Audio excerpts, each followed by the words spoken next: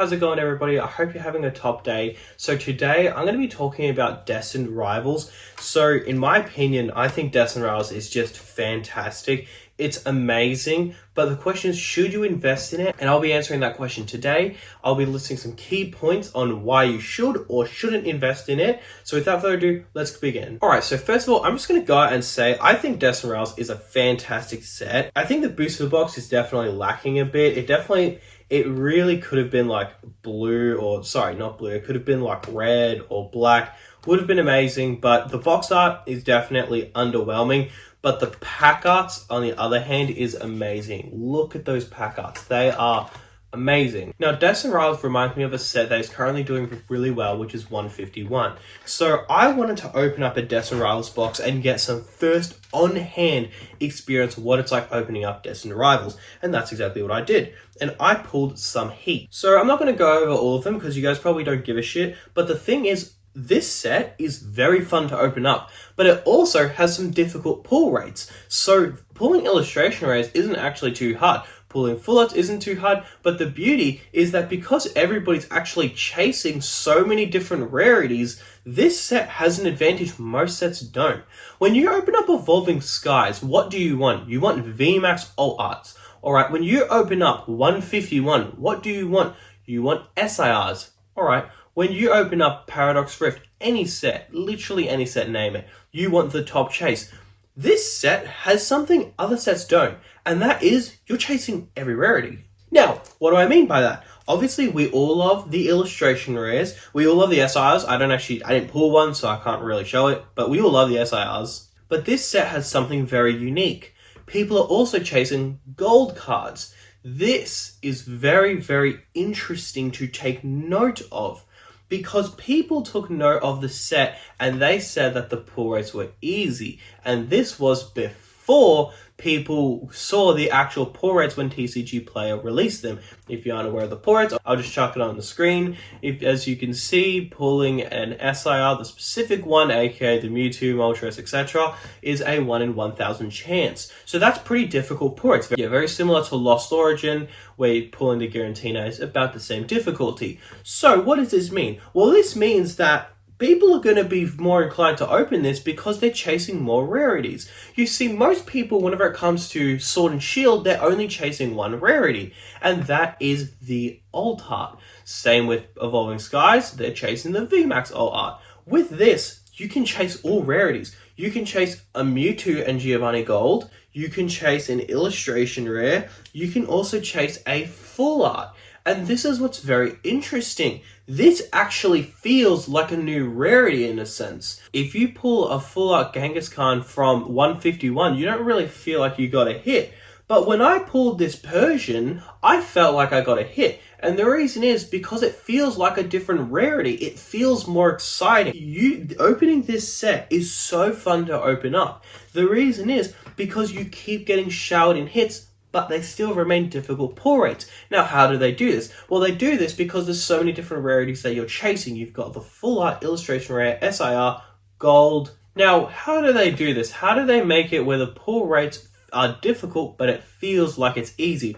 Well, first of all, something that I took note of was that they actually pumped this box with EXs. Now, I only have one box to go based off, but judging by a lot of other photos, people got around 19 hits in their booster box. Me, I got 9 EXs. That is amazing. That makes you feel like you're getting something. That makes you feel more inclined to open it versus a Fusion Strike box where you'll get 2 Vs, a VMAX, and a full art. So now, I hope that makes sense, because a lot of people were saying, oh yeah, the pull rates are really easy, I pulled a bunch of stuff, but then TCG Player comes along and says, well no, the pull rates are actually quite difficult. And the reason why people kind of got tricked is because you pull a gold card, you pull a full art, and if it's the specific artwork you want, you feel like you're getting a hit. And the good news is that every single full art you can recognize. That's the thing. With 151, the reason why people love 151 so much is not because the artwork is amazing or it's a cool set. It's because they already know every single Pokemon, so they feel that familiarity with the set. If I were to open up this poster collection, every single base card I pull, I could name.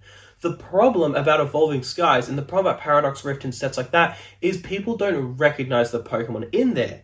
Now, Destined Rivals is very similar to 151.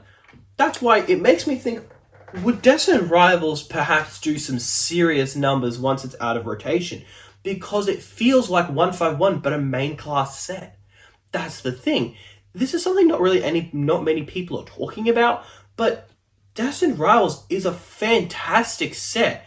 Now, we've gone over that it's a fantastic set. We've gone over that it's worth opening up and it's fun to open up, so the experience is there. Now, why does it matter if it's fun to open up? Because if we're being real for a second, Fusion Strike is not fun to open up, yet it's still a $1,000 booster box. Well, if we look at sets such as Lost Origins, such as Silver Tempest, such as Bone Stars, sets with trainer galleries, when you open it up and you pull a white code card, for the people who don't know, with Sword and Shield, that code card, if it's white, that means you didn't get a hit. If it's black, that means you did get a hit. The problem is that spoils the pack. However, with trainer galleries, you can get your ass saved by pulling a trainer gallery. And this is a very, very good mechanism that they have, because you can have difficult pull rates in Lost Origin, but then you can also have it fun to open up. It's the same thing with Silver Tempest. That's why if you open up a Fusion Strike box, a set with no trainer gallery, you can pull maybe 4 hits, 2 Vs, a full art and an a VMAX, or you can open up Silver Tempest and get like 15 to 18 hits, because you get trainer gallery after trainer gallery. Sure, they may not be worth a lot, but that's not what matters. What matters is that it's fun to open up. Now, why does it matter that it's fun to open up, and why does that make it investable? Well, you see, this card can only go up because there is an increase of demand, okay? This supply is constantly increasing. Every single minute, more and more of these get added to the supply. Now, the only way that this can go up is by demand, by a surge of increased desirability. The good part about sealed product is while this demand can dwindle, so does the supply, meaning that it can go up, and you can see that with older sets. Let's be real, there are probably more sales on TCG Player of Paradox Rift booster boxes versus Team Up booster boxes. So the question is, why is Team Up so expensive? The reason is because the supply is so small. If Pokemon did a reprint of Team Up right now, which they're not going to do, but say they did a reprint of Team Up right now, it would crash so incredibly fast. It's still the same set, the artwork still look the same, everything about it is the same, it hasn't changed one bit. The only thing that's changed is the supply. And that's the thing. Supply is a heavily underrated thing that people don't talk about. And the good part is that when you've got a set that is fun to open up, the supply rapidly shrinks. Now, what set is better to look at than 151? Now, for anybody who is new to the hobby, when 151 came out, everybody loved it. People who flipped Pokemon, people who were YouTubers, people who were kids, adults, everybody just stopped what they were doing and just admired this set. It was like a month of silence for this set. It was a home run. It was amazing. The best news was you could get it everywhere in stores. Here's the thing. Nobody could get enough of this set. People started opening up 50, 100, 200, 300 packs. People could not get enough. Now, what happens when people can't get enough? What happens is the supply shrinks. The supply shrunk so much at one point, booster bundles costed $220 to get one booster bundle. Yes, I know, it's crazy. Now, the thing is, the reason why this happened is because the supply shrunk so much. Can the same thing happen with Destined Rivals? Now, perhaps Destined Rivals gets some print waves. It's more accessible because 151 is a holiday set. Holiday sets are generally harder to obtain packs. Now, the main reason isn't because there's no booster boxes. That's not necessarily true. They can make just as many booster bundles to match booster boxes, and that's what they do. The reason why 151 is so hard to obtain is because you can only buy 151 products, and 151 products sell out instantly. If you buy a tin, there can be 1 Fusion Strike pack, 1 Brilliant Stars, and 2 Astral Radiance. But that can't happen with 151. 151 is a specialty set. It's only in boxes dedicated to the set, meaning when it restocks, it sells out instantly. With Evolving Skies, you can hoard Evolving Skies by buying a tin where it has 1 pack, sell the rest of the packs, and then you have 1 pack of Evolving Skies. You can rinse and repeat that, and you can get thousands of packs. You cannot do the same with 151. This is why 151 is not accessible. So, what does that mean? Alright, so basically what this means is Destined Rivals is going to be here for a good while. Now, what I mean by that is Destined Rivals is obviously a very popular set right off the bat. Now, Pokemon did a really good job because they added a lot of supply, which is a very, very good thing. Holy shit. These booster boxes were selling at $800 when they released. In fact, there was an auction that went for $5,000 for a booster box sealed case. People were speculating that this thing was going to be an extremely premium product, but Pokemon went around, did a complete curveball, and said, no, there's so much of this. They made so much of this set, and me personally, I think that's a good thing. Now, if you're trying to make some money off of Pokemon, you may look at that and you may think, wow, that's not a good thing, there's too much in supply. But that's where you would be wrong, because that puts Descent Rails on everybody's mind. You see, Prismatic Evolution is a cool set, but a lot of people hadn't opened it up till recently, so a lot of people weren't really thinking about it. The thing about this set is that because everybody has had a chance to open it up, there's been drop after drop. You know, on release, there was some stores that got, I think, 900 packs, or it was 900 booster boxes. It was something like that, but every single store got so many. They got so many blisters, so many 3-pack blisters. Now, this is the thing, right? Descent Rivals, now that it's on everybody's mind, people won't be able to get enough of it. Now, two things can happen. The supply can shrink, the box price goes up, 400, 450, 500.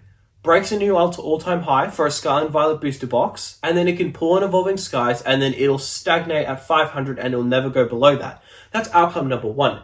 Outcome number two is Pokemon just don't stop releasing more. They don't stop. They keep going and going and going and going. Now, what will happen then is that Pokemon will basically make this set where everybody loves it. Everybody gets used to it because of its high quality. Now, Pokemon did a very similar thing with Sword and Shield. So, Sword and Shield was such a high quality era, they made all of the last sets really, really good. Now, what did they do? They made it such high quality and they made the supply extremely big. Now, what happened with Evolving Skies? What happened with Silver Tempest? What happened with Lost Origin? They were all at 200, okay, except for Evolving Skies. They were all at 200 for the longest time because there was so much supply, even though it was a very good era. But here's the thing. Pokemon then did a complete 180 and decided to make the next era really, really shit. Scarlet and Violet Base was really, really shit. Paldea Evolved was really, really shit. Now, not anymore, but at the time. Obsidian Flames was really, really shit. Temporal Forces was really, really shit. Powder's Rift was very, very shit. All of them were very, very underwhelming. Now, except for 151, but we're not going to talk about 151 for now. Now, what Pokemon did with this was they dropped the expectations so everybody got used to a good set, and then they dropped expectations to the floor, and then lo and behold, everybody loved Sword and Shield because they got reminded back in the real world what actually normal sets look like. They were done with getting Gen 1, Gen 2, Gen 3 popular Pokemon, you know, Giratina, Lugia, Umbreon. They didn't stop with it. Gengar, Espeon, Mew. They didn't stop with Sword and Shield. Then they brought out all the shit Pokemon no one likes in Scarlet and Violet. Now, what happened with this was very interesting.